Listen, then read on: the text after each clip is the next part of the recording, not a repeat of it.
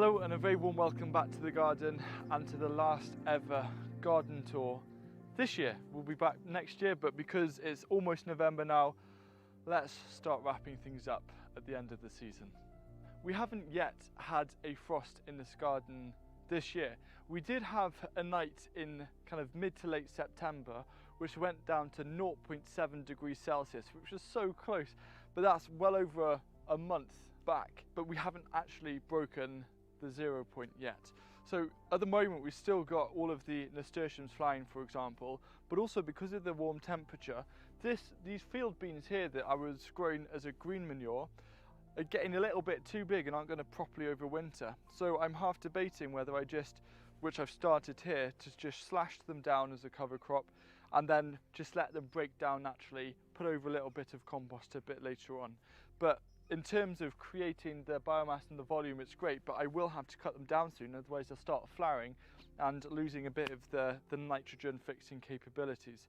The other thing that's happened in this bed is the Swede are finally starting to size up, or the rutabaga, but this bed hasn't had too much focus or attention this year. I've just let it go wild and it's been a real centre point, especially back over July and August. Obviously we had a drought this year, and the type of crop that I felt suffered the most was the leafy greens, and I think this is a prime example. The name of this variety is Fordhook Giant Chard. To me it doesn't look that giant. Apparently they get absolutely massive and people are saying that I should have spaced them wider, and I think on a normal year I should have spaced them wider. But it's kind of a happy coincidence that they didn't actually end up growing that big.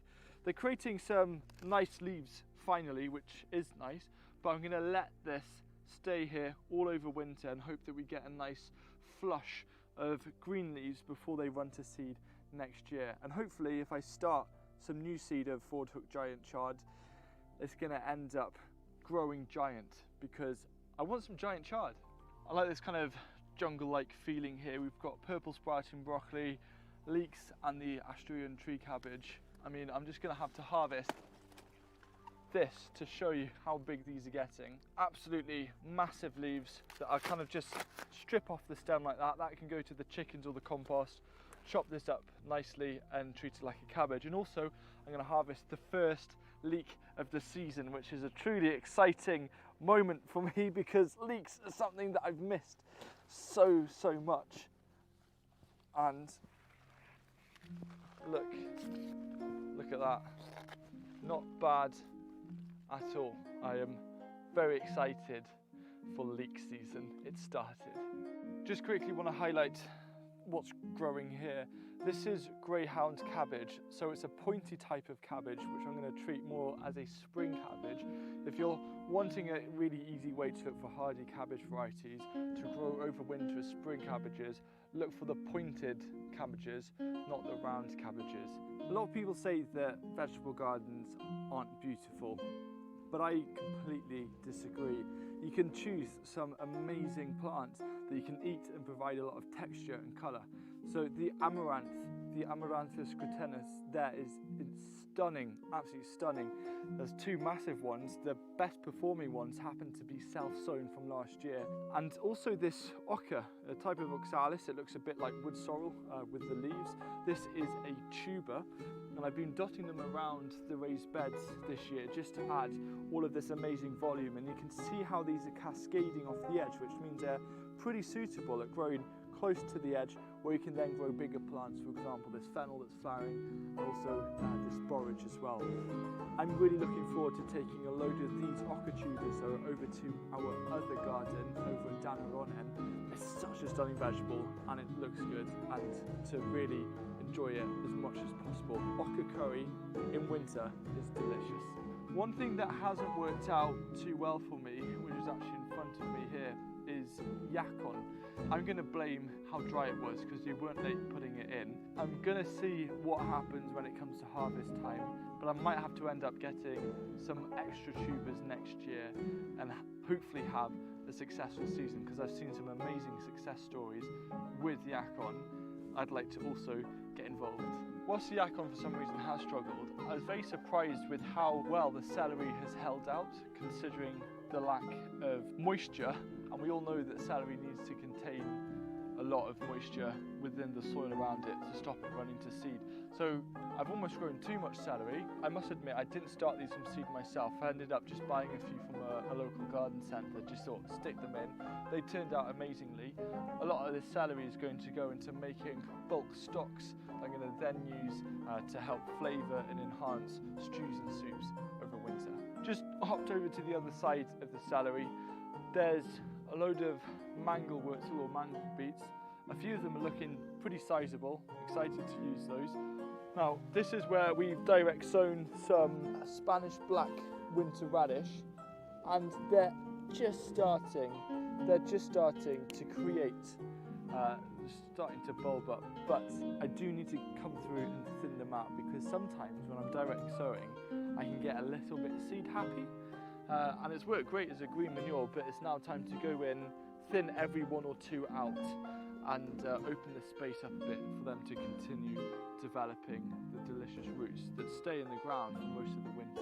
I often get the question from people asking if I'm sad about it being the end of a growing season, and I'll be completely honest, I'm not exactly that sad. For me, I constantly get excited about the potential for the next year, because a garden really is, I feel, an extension of ourselves. We grow the things that we want, we grow the things that kind of bring us joy, bring us a bit of purpose. Effectively, a garden is your canvas, and what I love about this time of year is the bed start clearing, is that I'm getting back to that blank canvas stage, and I can spend a lot of winter just dreaming and imagining how I want next year to play out. Now, sadly, winters mean much shorter days, but I don't mind that. I love having those long nights to think about the garden and read up on things and research things. And I also really want to try and get back into art. It was something that I used to do loads, mainly illustration and sketching and acrylics and stuff. Now, this video is sponsored by Readly, and Readly is this amazing platform that allows you to get access to read as much as you want for, I think it's over like 5,000 magazines and also newspapers as well. So some of my local newspapers I can read. Readly is a subscription that you just pay once a month, but you get access to all of that. And I think it's really important to mention that one account gives you 5 profiles. So for the price of one account, you and 4 of your friends or 4 more of your family members can enjoy using Readly as well. So on top of the normal things like Gardeners'World magazine, Kitchen Garden magazine, Gardens Illustrated, I'm also enjoying reading Good Organic Gardening, which is a magazine over in Australia, because I love as a gardener to get ideas from other places as well. And of course there's a lot of food. There's National Geographic Food, BBC Good Food, in terms of getting some ideas of things that I can cook when I'm needing some inspiration on a dark, miserable day. I can use Readly to give me that inspiration.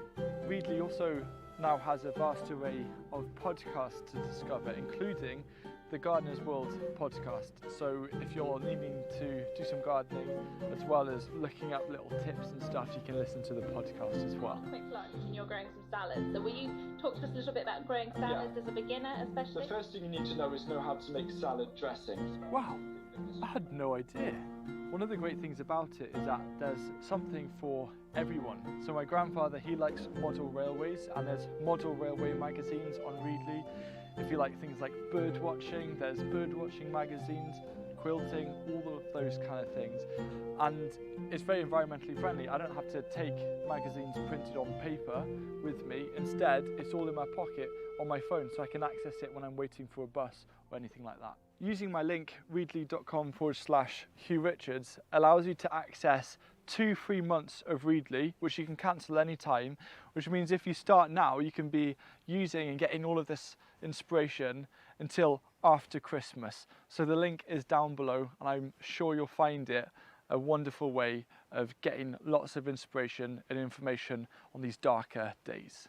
Here's just a quick example of what can sometimes happen to root vegetables when they just get a little bit too much water. They split open like that. This is a turnip. However, I'm not too sad because, well, that's how it should look like. I just saw this turnip from far away and thought it was massive, but then a little bit disappointed. But at least this one is going to be nice and usable.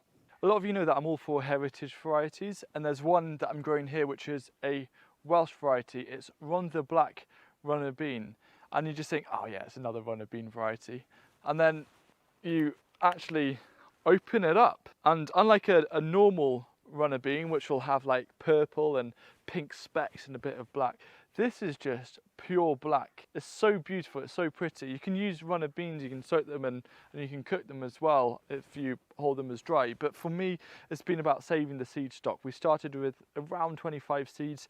We're probably going to get around 300 or 400 seeds at the end of it. So we're going to grow a lot next year. But this is probably one of the most beautiful seeds or beans that I've ever seen.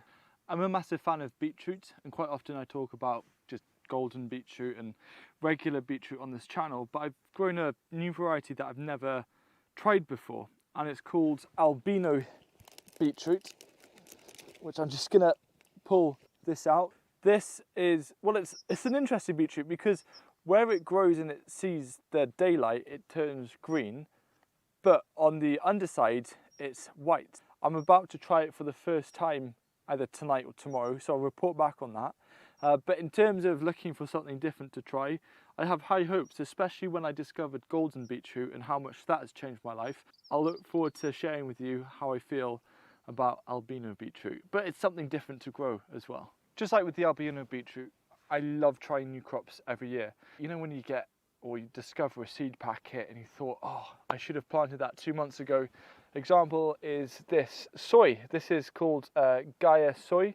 I got the seeds from Real Seeds, in fact, and there are actual beans in here. I've never grown this before and I haven't really looked into it that much. I don't know how big the beans are supposed to grow. They were decent size and it worked. I reckon if I hadn't have let this Loganberry take over and maybe started them a couple of months earlier, they might have been more successful. But there seems to be a lot of beans here, and I'm going to continue growing this next year and just see where it takes me. If you've just got yourself an allotment or a space to start a garden and you're spending this winter doing some planning, you might be wondering about the best raised beds material based on your climate. There's a blog post, I've linked an article down below in the description that will give you kind of outline the top 3 choices of material depending on whatever climate you're growing in. This kale is growing nice and strongly. If you look at it from a different angle, you can see the kale at the right hand side of the bed, or my right hand side, is taller, much taller than the kale on the other side. And I think it's a direct example of what happens in terms of light because we've got the big sycamore trees. That's quite interesting. But the main thing for me in terms of the kale is, yes, I'm going to be harvesting a few leaves over winter, but I cannot wait for the kale flower shoots around April and May time. They're so tasty and they're such a nice supplement to, say, purple sprouting broccoli. So I tried growing a new radish variety this year. This radish is called Blue Moon radish. There we go, that's the kind of purple you're looking for. But I've been blown away how quickly these have grown, how productive they are, and I just properly tried my first one just now, nice and raw, lovely radish flavour. But if you're looking for a radish that seems to just grow really quickly, I wouldn't call this the healthiest of soil either. There's been other crops in this earlier this year, but this has just stunned me with how productive it is in a small space. So try growing Blue Moon next year. If you watched my last videos about cover crops, and here we've planted around 50 cloves of garlic and then a broadcast sown some mustard over the top. This is a little bit of an experiment for me. The reason why is that the mustard I'm going to cut down in a few weeks' time, but I have a weird prediction where the roots of the mustard are actually going to act as this kind of mulch in the soil to retain moisture, because roots create a nice mat and garlic is quite a strong plant that can grow through a lot of things. I wonder whether those roots will act as a really effective mulch to help retain moisture, which is really important, especially come May or June when the garlic is starting to bulb up. So let's just see what happens. That's my theory. If you've got any experience in this, let me know. So it's almost Halloween and there's a nice looking pumpkin growing here in the asparagus bed, in fact, just utilising some of the area. It's a very beautiful pumpkin but this is just a drop in the ocean of the amount of pumpkins we've had this year if we include our other site. You can see from the footage on the screen right now, it's just been so abundant for pumpkins this year. And so I'm going to really have to make sure that I preserve as much of them as possible and enjoy them over winter. I mentioned earlier in the video about the 2 self-sown amaranth, which are just out-competing everything else. These happen to self-sow in the strawberry bed, and just look at them. It's like, well, Charlie was saying it's like the 2 towers of amaranth. They're such a striking colour. Really, really impressed with how beautiful these are. If you haven't grown them before, or if you're trying to like do a bit of incognito edible food gardening, this type of amaranth no one will bat an eyelid. This bed had a lot of things growing this season. For example, sweet peas and some field beans and some other peas, a very leguminous bed. It's got nothing to do with the fact that I'm now growing leafy greens in this bed, but my colleague Lucy, I said, just direct sow a load of salads and see what happens. And I'm not much of a leafy green person, but there's something so nice. I've really missed rocket this year because of how dry it's been, but nothing really compares to eating rocket for me in terms of thinking about the taste of a leaf. Now, another thing that we've got a lot of seeds of is Kima dorapa, which at the moment there's a couple of honeybees here. This is also known as a sprouting kind of turnip top. Ideally you start to eat it before it flowers, but it's just so productive and it's a really nice flavour. If you want to like mix it into almost anything that you're cooking, like an omelette for example, this would be absolutely ideal. And then we've got some other things around like mustards, tatsoi, lettuce, etc. But this is just, it's an instant salad bed. You just pick a load of different things, add a nice dressing, you got a decent salad. We're also coming slightly to the end of the tomato season. As you can see, a lot of the vines have been harvested, stripped back just to add airflow for the final tomatoes within here. It hasn't been the best tomato season because accidentally on one of the hot days, both of the polycrub doors were kept closed. So this turned into an oven and it killed off all of the tops of the tomatoes a little bit early on in the season, which is quite funny. But, you know, you can see we're still getting a decent harvest afterwards. But again, most of this has come out within a couple of weeks. I reckon we'll just turn the rest to ripen on the windowsill, maybe some green tomato chutney, and then just transplant a load of things in these beds to grow over winter, which will be a lot of fun. Whilst I've stopped watering the tomatoes to help them ripen, I'm still watering this, the Physalis, which is it's nearly 2 years old now, and it's just been producing so many of these beautiful, you know, Cape gooseberries. Absolutely delicious. I mean, I wasn't a huge fan of them until I started growing them, and now I'm absolutely hooked. I really hope that these will survive this winter again, another winter in the polycrub, because I was eating these all through January and February. So to have that kind of flavour, that sweetness, that sharpness in those kind of months, it was amazing. So I'm really keeping my fingers crossed to see how this performs. Don't forget to make the most of Readly. Use those 2 free months. There's the link down below in the description. And also to watch my garden tour playlist, because this is the end of all of the garden tours for 2022. So if you want to see where things started in March, all of the videos are here.